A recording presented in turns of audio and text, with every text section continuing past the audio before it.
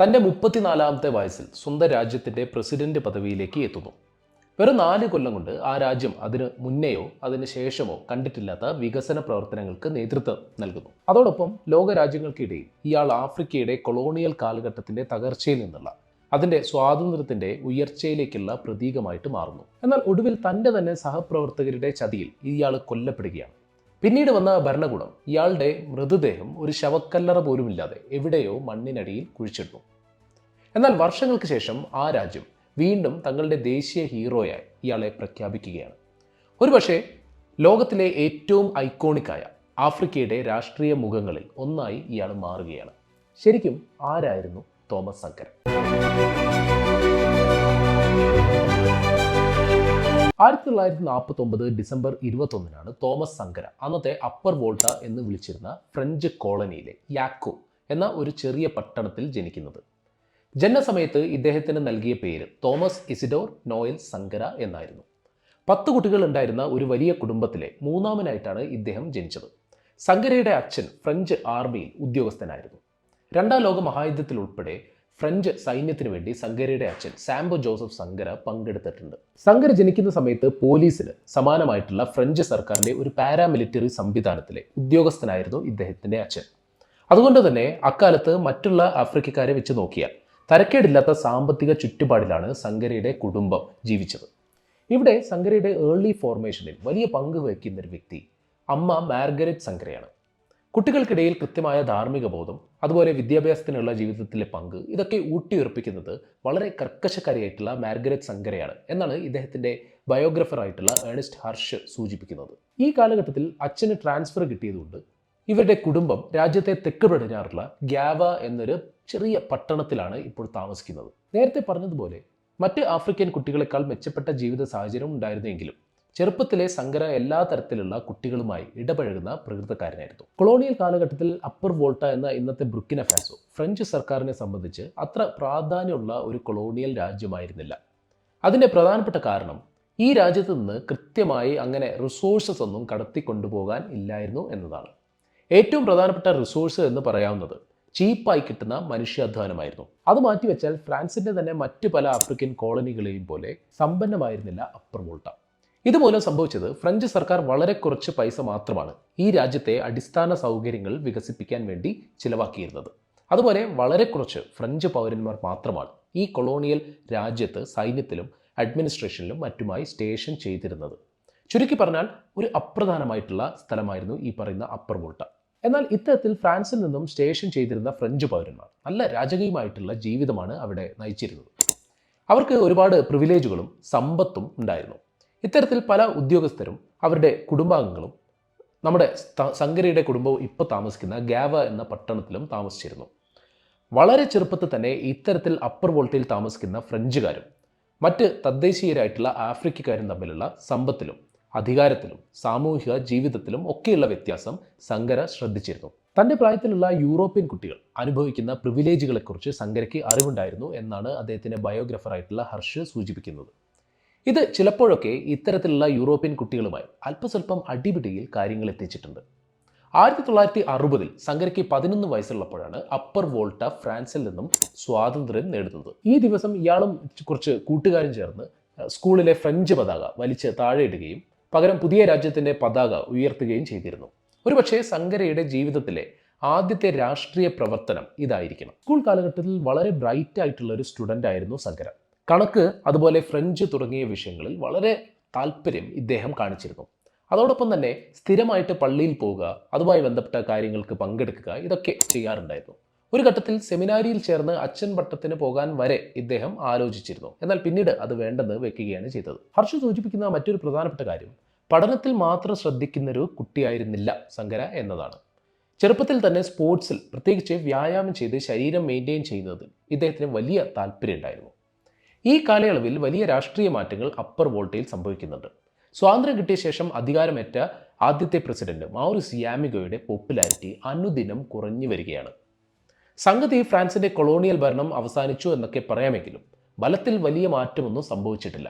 നിരവധി ഫ്രഞ്ച് ഉദ്യോഗസ്ഥർ ഉപദേശികളുടെ രൂപത്തിലും മറ്റും ഇപ്പോഴും രാജ്യത്തെ നിയന്ത്രിച്ചുകൊണ്ടിരിക്കുകയാണ്. സൈന്യത്തിലും ഇത്തരത്തിൽ ഫ്രാൻസിന്റെ തന്നെ കൺട്രോൾ തുടരുകയാണ്. ഇനി ഭരണത്തിലേക്ക് വന്നാൽ അഴിമതി അതുപോലെ സ്വജനപക്ഷപാതം ഇത് രണ്ടും ഭീകരമായിട്ടുള്ള രീതിയിൽ നടന്നുകൊണ്ടിരിക്കുകയാണ്.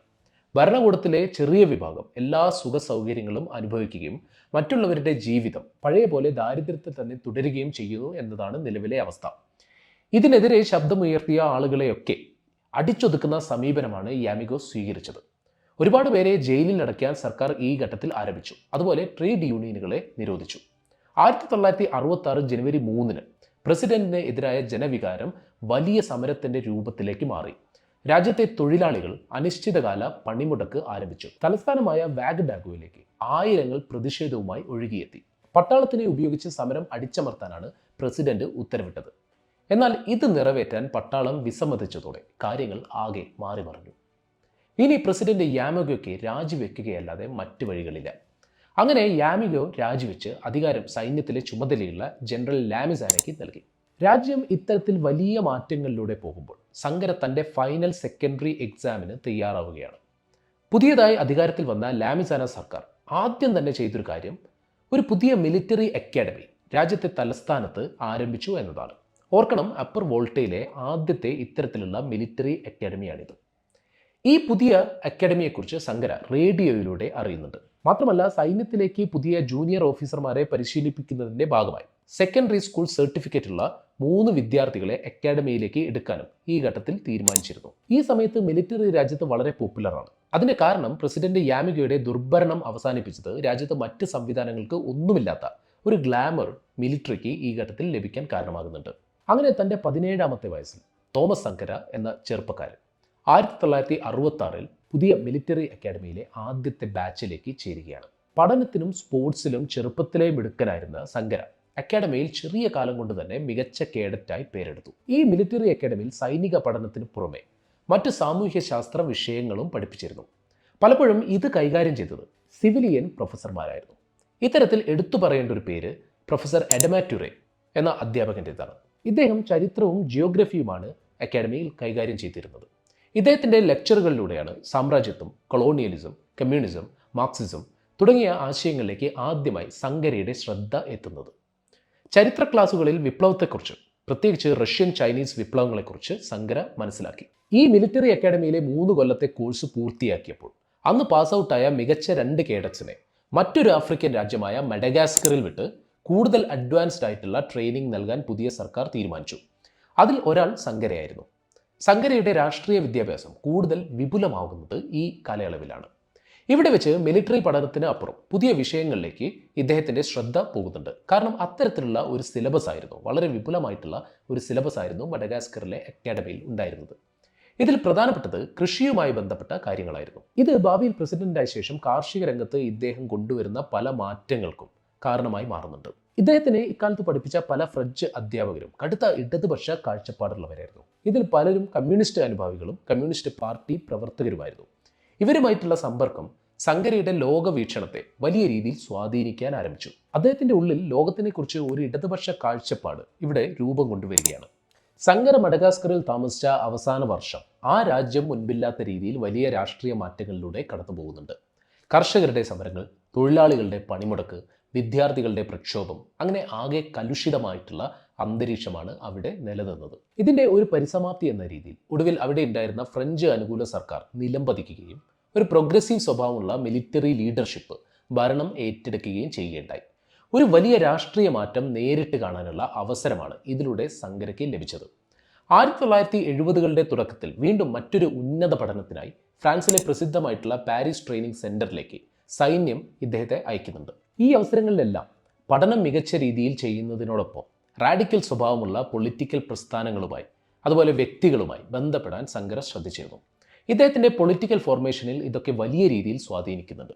1974 ഒടുവിൽ സങ്കര തിരിച്ച് അപ്പർ വോൾട്ടയിലേക്ക് വരുന്നത്. ഈ ഘട്ടത്തിൽ വിവിധ ഇടതുപക്ഷ ഗ്രൂപ്പുകളും ട്രേഡ് യൂണിയനുകളുമായി സങ്കര ബന്ധം സ്ഥാപിക്കുന്നുണ്ട്. പലപ്പോഴും ഇദ്ദേഹം ഇവരുടെ രഹസ്യ യോഗങ്ങളിലും മറ്റും സിവിലിയൻ ഡ്രസ്സിൽ ആരും അറിയാതെ പങ്കെടുക്കുമായിരുന്നു. കാരണം അക്കാലത്ത് ഇത്തരം രാഷ്ട്രീയ പ്രസ്ഥാനങ്ങളെ സർക്കാർ പല രീതിയിൽ അടിച്ചമർത്തിക്കൊണ്ടിരിക്കുന്ന സാഹചര്യം നിലവിലുണ്ട്. ഇത്തരത്തിലുള്ള രാഷ്ട്രീയ പ്രവർത്തനങ്ങളുടെ ഗുണം സങ്കരയ്ക്ക് പിന്നീട് വർഷങ്ങൾക്ക് ശേഷം അധികാരത്തിലേക്ക് വരുന്ന ഘട്ടത്തിൽ വലിയ പിന്തുണയുടെ രൂപത്തിൽ ഇത്തരം ഗ്രൂപ്പുകളിൽ നിന്നും മറ്റും ലഭിച്ചിരുന്നു. 1976 രാജ്യത്തെ പ്രധാനപ്പെട്ട കമാൻഡോ ട്രെയിനിങ് സെന്ററിന്റെ ചുമതല സൈന്യം സങ്കരയ്ക്ക് നൽകുന്നുണ്ട്. തലസ്ഥാനത്ത് നിന്നും കുറച്ച് അകലെയുള്ള ഒരു സ്ഥലത്തായിരുന്നു ഈ ട്രെയിനിങ് സെന്റർ. തൻ്റെ ഉത്തരവാദിത്തങ്ങൾ ചെയ്യുന്ന സമയത്ത് തന്നെ രാജ്യത്തെ അതിലെ ജനങ്ങളുടെ അവസ്ഥയെക്കുറിച്ച് സങ്കര സൂക്ഷ്മമായി വിശകലനം ചെയ്തിരുന്നു. അന്ന് അപ്പർ വോൾട്ട ലോകത്തെ ഏറ്റവും ദരിദ്രരായ ജനങ്ങൾ താമസിച്ച രാജ്യങ്ങളിൽ ഒന്നായിരുന്നു. 10 ആളുകൾ മാത്രമാണ് നഗരങ്ങളിൽ അവിടെ താമസിച്ചിരുന്നത്. സാക്ഷരത വെറും 11% മാത്രമായിരുന്നു. സ്കൂൾ പ്രായത്തിലുള്ള വെറും 18% കുട്ടികൾ മാത്രമാണ് സ്കൂളിൽ പോയിരുന്നത്. സെക്കൻഡറി ക്ലാസ്സുകളിൽ എത്തുമ്പോൾ ഇത് വെറും 3% മാത്രമായിരുന്നു. കൃഷിയെ ആശ്രയിച്ചായിരുന്നു അവരുടെ സാമ്പത്തിക വ്യവസ്ഥ പ്രധാനമായും നിലനിന്നത്. എന്നാൽ നിരന്തരമായ പ്രകൃതി ക്ഷോഭങ്ങൾ, അതുപോലെ വരൾച്ച, ഇതൊക്കെ കാർഷിക രംഗത്തെ വലിയ തകർച്ചയിൽ എത്തിച്ചിരുന്നു. പട്ടിണി എല്ലായിടത്തും വ്യാപകമായിരുന്നു. ഇതൊക്കെ കാരണം അക്കാലത്ത് ആ രാജ്യത്ത് ശരാശരി ആയുർദൈർഘ്യം വെറും 44 അടുത്ത് മാത്രമായിരുന്നു. ഈ സാമൂഹിക ചുറ്റുപാട് സങ്കരയിലെ വിപ്ലവകാരിയെ നിരന്തരം ഫ്രസ്ട്രേറ്റഡ് ആക്കിയിരുന്നു. ഒരു സമൂലമായ മാറ്റം വന്നാൽ മാത്രമേ ഈ അവസ്ഥയ്ക്കൊരു മാറ്റമുണ്ടാകൂ എന്ന് അദ്ദേഹം വിശ്വസിച്ചു. നേരത്തെ സൂചിപ്പിച്ച പോലെ സമാന ചിന്താഗതിയുള്ള നിരവധി വ്യക്തികളും ഗ്രൂപ്പുകളുമായി സങ്കര ഈ കാലഘട്ടത്തിൽ പരിചയപ്പെടുന്നുണ്ട്. ഇതിൽ പലരും സൈന്യത്തിലെ തന്നെ ഉയർന്ന ഉദ്യോഗസ്ഥരായിരുന്നു. ഇതിൽ ഏറ്റവും പ്രധാനപ്പെട്ട ഒരു പേര് ക്യാപ്റ്റൻ ബ്ലേസ് കംപോറെ എന്ന സൈനിക ഉദ്യോഗസ്ഥൻ്റെതാണ്. സങ്കരയെ പോലെ ചിന്തിച്ച സൈന്യത്തിലെ ഉദ്യോഗസ്ഥരിൽ പലരും ഒരു വിപ്ലവം നടന്നാൽ മാത്രമേ കാര്യങ്ങൾക്ക് മാറ്റമുണ്ടാകൂ എന്ന ചിന്തയിലായിരുന്നു. എന്നാൽ അത്തരമൊരു വിപ്ലവത്തിലേക്ക് വേണ്ടത്ര തയ്യാറെടുപ്പുകളില്ലാതെ ചാടി വീണാൽ അത് വെറും സാഹസമായി പോകും എന്ന് സങ്കരയ്ക്ക് ഉറപ്പായിരുന്നു. അതുകൊണ്ട് തന്നെ കാത്തിരിക്കാനും ഗ്രൗണ്ട് വർക്ക് നടത്താനും കൂടുതൽ പഠിക്കാനും അയാൾ എപ്പോഴും ശ്രദ്ധിച്ചിരുന്നു. നവംബർ 25, 1980 കേണൽ സേയസ് സെർബോ എന്ന മിലിറ്ററി ഓഫീസറുടെ നേതൃത്വത്തിൽ മറ്റൊരു അട്ടിമറി അപ്പർ വോൾട്ടയിൽ നടക്കുന്നുണ്ട്. എന്നാൽ അധികം വൈകാതെ പുതിയ സർക്കാരിനും പോപ്പുലാരിറ്റി കുറഞ്ഞു വന്നു. ഈ ഘട്ടത്തിൽ 1981 സർക്കാരിൻ്റെ പ്രതിച്ഛായ വർദ്ധിപ്പിക്കാൻ വളരെ ക്ലീൻ ഇമേജുള്ള തോമസ് സങ്കരയെ മന്ത്രിസഭയിലേക്ക് പ്രസിഡന്റ് ക്ഷണിക്കുന്നത്. മിനിസ്ട്രി ഓഫ് ഇൻഫർമേഷൻ ആയിരുന്നു അദ്ദേഹത്തിന് നൽകിയത്. എന്നാൽ മന്ത്രിയായ ശേഷവും സർക്കാരിനെ നിശിതമായി വിമർശിക്കുന്ന രീതിയാണ് സങ്കര പിന്തുടർന്നത്. പല അഴിമതികളും പുറത്തു കൊണ്ടുവരാൻ സങ്കര മുൻകൈയെടുത്തു. ഒടുവിൽ ഇദ്ദേഹം സർക്കാരിൻ്റെ നടപടികളോട് പ്രതിഷേധിച്ചുകൊണ്ടാണ് രാജിവെക്കുന്നത്. ഈ ഘട്ടത്തിൽ സർക്കാർ സങ്കരയെ വീട്ടുതടങ്കലിൽ വെക്കുന്നുണ്ട്. എന്നാൽ 1982 നവംബർ 7 വീണ്ടും ഒരു അധികാരമാറ്റം അപ്പർ വോൾട്ടയിൽ നടക്കുന്നുണ്ട്. ഇത്തവണ ക്യാപ്റ്റൻ ജീൻ ബാപ്റ്റിസ്റ്റ് ഒഡ്രാഗയുടെ നേതൃത്വത്തിലാണ് അട്ടിമറി നടന്നത്. പുതിയ സർക്കാർ സങ്കരയെ ജനുവരി 10, 1983 രാജ്യത്തിൻ്റെ പ്രധാനമന്ത്രിയായി ചുമതലപ്പെടുത്തി. ഇതിനുള്ള പ്രധാനപ്പെട്ട കാരണം ഈ അട്ടിമറിയിൽ ഇടതുപക്ഷ സ്വഭാവമുള്ള ഓഫീസർമാർക്ക്, അതായത് സങ്കരയുടെ അനുകൂലികൾക്ക് വലിയ റോൾ ഉണ്ടായിരുന്നു എന്നതാണ്. പ്രധാനമന്ത്രി പദവി ഏറ്റെടുത്ത സങ്കര നിരവധി രാജ്യങ്ങളിലേക്ക് ഈ ഘട്ടത്തിൽ ഔദ്യോഗിക സന്ദർശനം നടത്തുന്നുണ്ട്. നോൺ അലൈൻഡ് രാജ്യങ്ങളുടെ സമ്മിറ്റിൽ പങ്കെടുക്കാൻ ഇദ്ദേഹം ഈ അവസരത്തിൽ ഡൽഹിയിൽ വരുന്നുണ്ട്. ഇവിടെ വെച്ചാണ് ഫിഡൽ കാസ്ട്രോ ഉൾപ്പെടെയുള്ള ലോക നേതാക്കളുമായി കൂടിക്കാഴ്ച നടത്താനുള്ള അവസരം ഇദ്ദേഹത്തിന് ലഭിക്കുന്നത്. പ്രധാനമന്ത്രിയായതോടെ കൂടുതൽ വിസിബിലിറ്റി ലോക രാജ്യങ്ങൾക്കിടയിൽ സങ്കരയ്ക്ക് വരുന്നുണ്ട്. ഇവിടെയാണ് സങ്കരയുടെ രാഷ്ട്രീയ വിശ്വാസങ്ങൾ കൂടുതൽ തെളിമയോടെ പറയാൻ അദ്ദേഹം ആരംഭിക്കുന്നത്.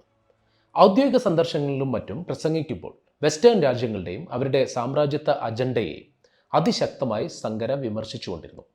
അതുപോലെ അപ്പർ വോൾട്ടയിലെ സാമൂഹിക സാമ്പത്തിക സാഹചര്യങ്ങളെക്കുറിച്ച് നിശിതമായ രീതിയിൽ വിമർശനം ഉന്നയിക്കാൻ ആരംഭിച്ചു. സ്വാഭാവികമായും സങ്കരയുടെ ഈ റാഡിക്കൽ സ്വഭാവമുള്ള രാഷ്ട്രീയം അയാൾക്ക് ഒരുപാട് ശത്രുക്കളെ രാജ്യത്തിന് അകത്തും അതുപോലെ രാജ്യത്തിന് പുറത്തും നേടിക്കൊടുത്തു. എന്നാൽ അപ്പർ വോൾട്ടയിലെ ഭരണവർഗത്തെ ഏറ്റവും ഭയപ്പെടുത്തിയത് സാധാരണക്കാർക്കിടയിൽ തോമസ് സങ്കരയ്ക്ക് വർദ്ധിച്ചു വരുന്ന പോപ്പുലാരിറ്റി ആയിരുന്നു. ഫ്രഞ്ച് സർക്കാരും അപ്പർ വോൾട്ടയിലെ സങ്കരയ്ക്ക് ലഭിക്കുന്ന പിന്തുണയിൽ ഭയപ്പെട്ടിരുന്നു. ഇതിനുള്ള കാരണം ഫ്രാൻസ് പല ആഫ്രിക്കൻ കോളനികളും സാങ്കേതിക അർത്ഥത്തിൽ സ്വാതന്ത്ര്യം നൽകി വിട്ടുപോന്നു എങ്കിലും പല രീതിയിൽ അവരുടെ ഫ്രാൻസിൻ്റെ കൺട്രോൾ ഈ രാജ്യങ്ങൾക്ക് മേൽ തുടർന്നു പോന്നിരുന്നു. തങ്ങളുടെ താല്പര്യങ്ങൾ സംരക്ഷിക്കുന്ന സർക്കാരുകളെ അതുകൊണ്ട് തന്നെ ഫ്രാൻസ് പിന്തുണയ്ക്കുമായിരുന്നു. അതുപോലെ തങ്ങളുടെ താല്പര്യങ്ങൾക്ക് എതിരെ നിൽക്കുന്ന സർക്കാരുകളെ അട്ടിമറിക്കാനുള്ള ശ്രമങ്ങൾക്ക് പിന്തുണ നൽകാറുമുണ്ടായിരുന്നു.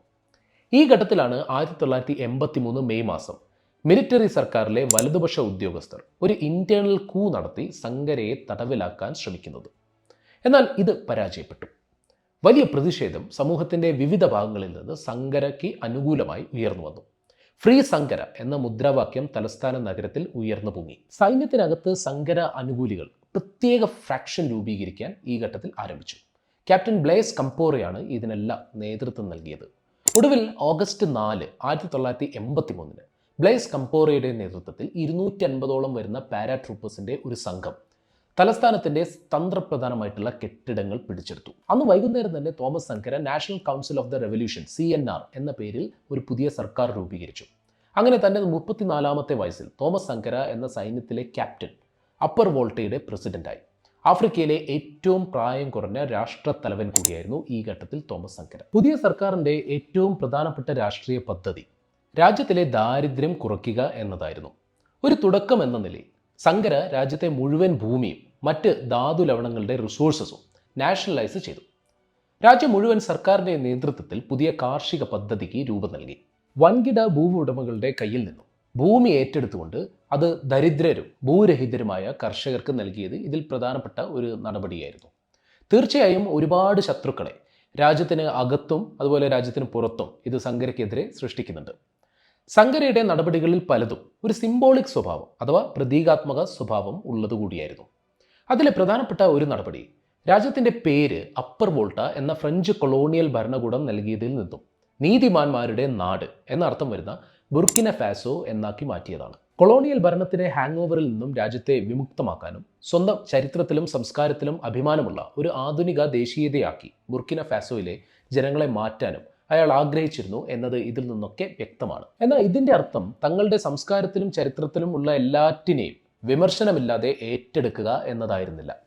സമൂഹത്തിലെ പല ദുരാചാരങ്ങൾക്ക് നേരെയും പുതിയ സർക്കാർ നടപടികളുമായി മുന്നോട്ട് നീങ്ങി. ഇതിൽ ഏറ്റവും പ്രധാനപ്പെട്ട ഒന്ന് ബുർക്കിന ഫാസോയിൽ നിലനിന്ന സമൂഹത്തിലെ ഗ്രാമത്തലവന്മാർക്ക് കൂലിയില്ലാതെ തൊഴിലാളികളെ ജോലി ചെയ്യിക്കുന്ന രീതിയായിരുന്നു. സങ്കര ഇത് നിയമപരമായിട്ട് നിരോധിച്ചു. രാജ്യത്ത് ഉടനീളം പുതിയ ഇൻഫ്രാസ്ട്രക്ചർ ഉൾപ്പെടെയുള്ള വികസന പ്രവർത്തനങ്ങൾ ആരംഭിച്ചു.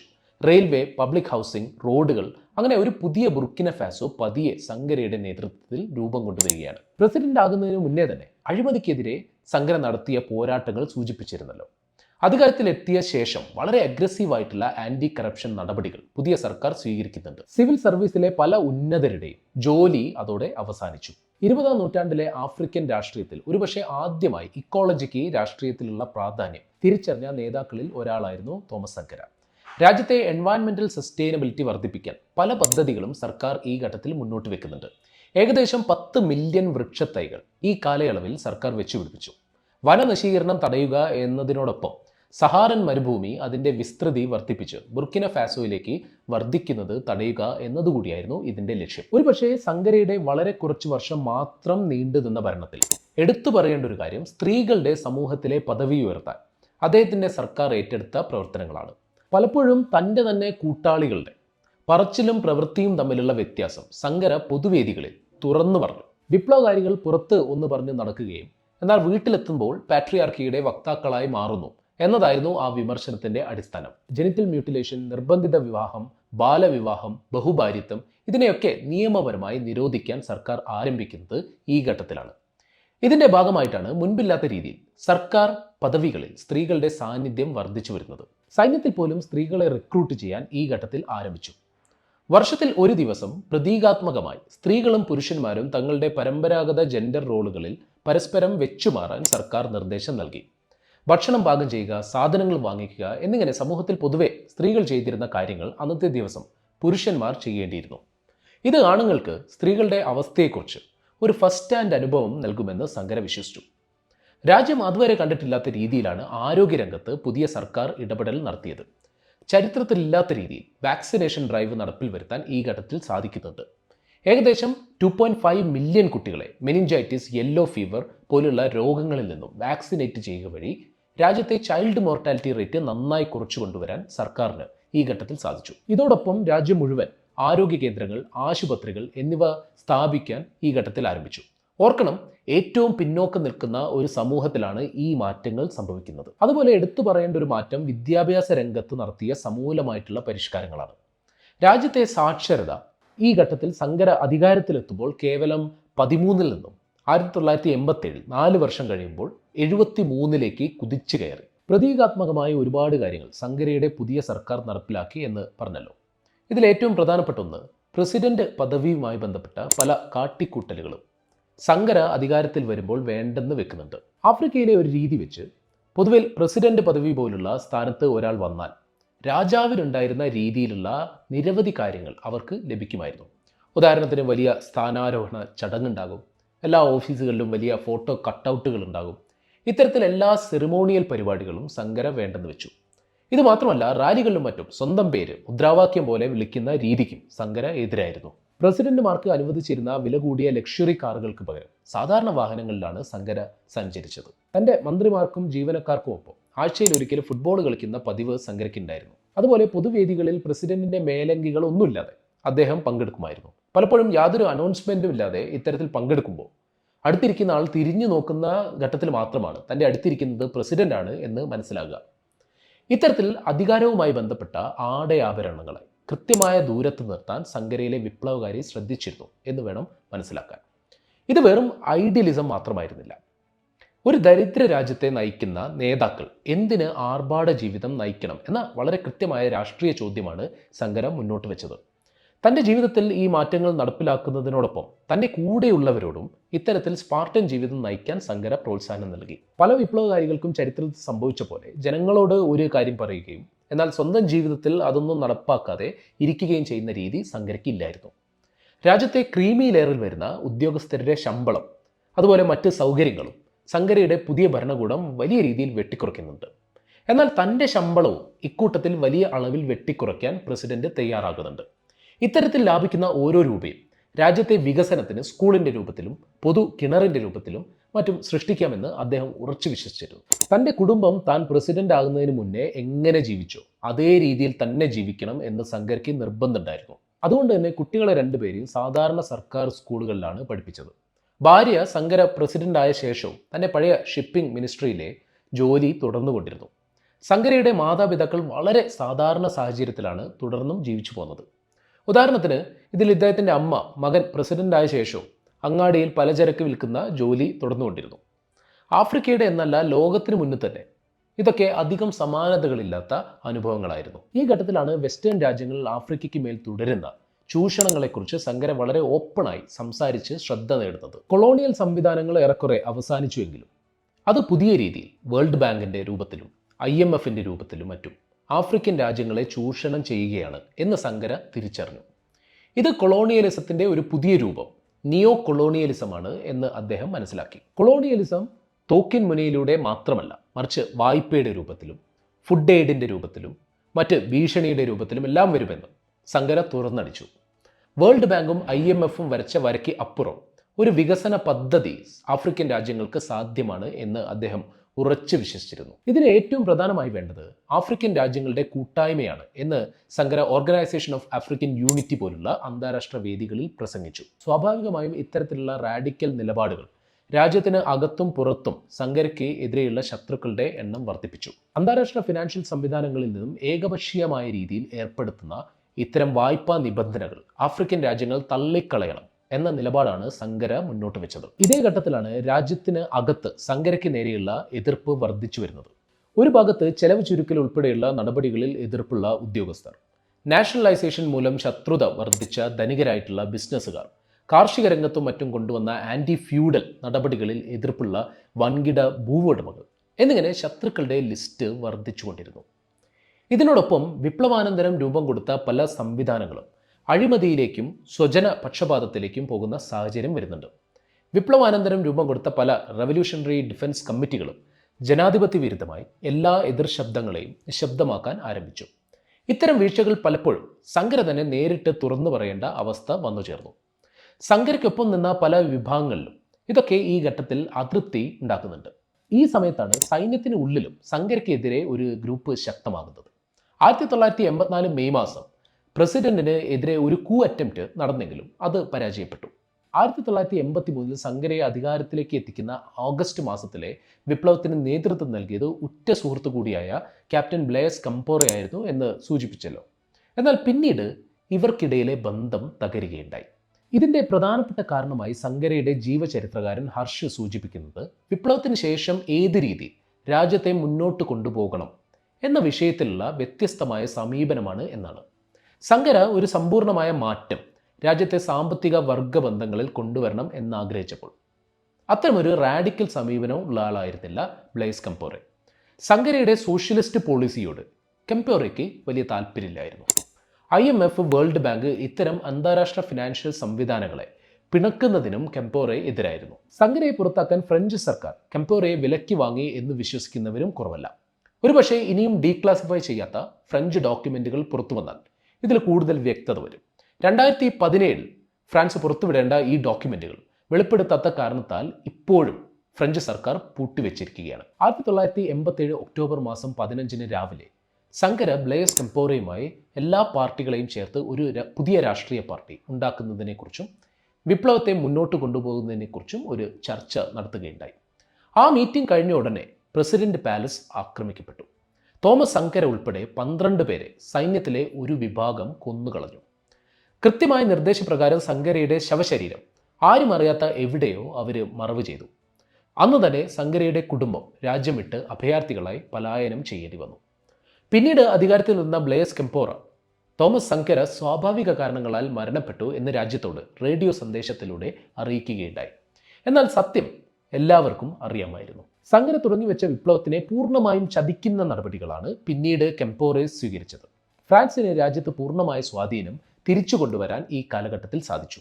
ഉപകാര സ്മരണ എന്നോണം കംപോറയ്ക്കും സങ്കരയുടെ അസാസിനേഷന് നേതൃത്വം നൽകിയ ഗിൽബർട്ട് ഡിയൻഡ്രെ എന്ന സൈനിക കമാൻഡർക്കും ഫ്രഞ്ച് സർക്കാർ അവരുടെ ഏറ്റവും വലിയ പുരസ്കാരമായ national order of the legion of honour നൽകുകയുണ്ടായി. ഈ ഘട്ടത്തിൽ കംപോറെ IMFൽ നിന്നും വലിയ ലോൺ സ്വീകരിക്കുകയും അവരുടെ സ്ട്രക്ചറൽ അഡ്ജസ്റ്റ്മെന്റ് പ്രോഗ്രാം ബുർക്കിന ഫാസോയിൽ നടപ്പിലാക്കുകയും ചെയ്തു.